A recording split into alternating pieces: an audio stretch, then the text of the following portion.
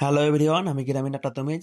আমি পরপর 10টা গ্রামে ভিডিও আপলোড করছি, তার মধ্যে কালকে একটা করেছি। আজকে হচ্ছে 2 নম্বর গ্রাম।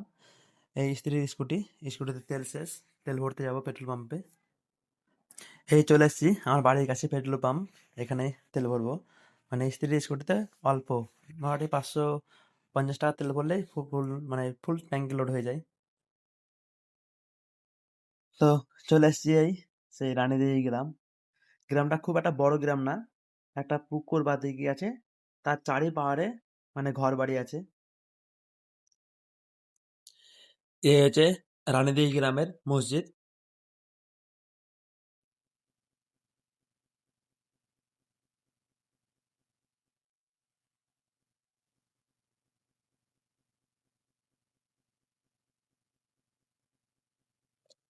এই 3টা মামি, সেই জন্য আমি ক্যামেরা বন্ধ করে দিলাম।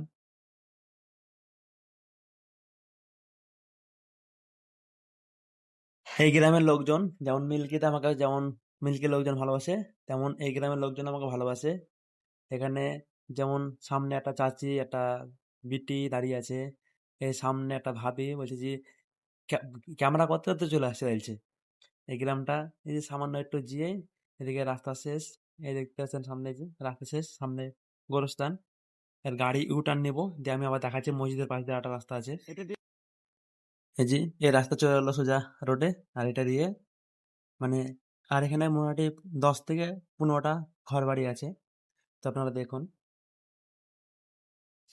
আর রানীদিঘি গ্রাম থেকে যে এই ভিডিওটা দেখছো, সে অবশ্যই ভিডিওটা শেয়ার করবা, কারণ তোমাদের গ্রামেরই ভিডিও করছি আমি। অবশ্যই শেয়ার করবা প্লিজ।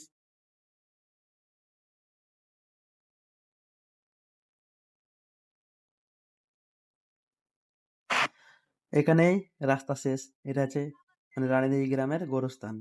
তো টাটা, বাই বাই, সবাই ভালো থাকবেন, দেখা হচ্ছে কালকের আবার একটা গ্রামের ভিডিও নিয়ে।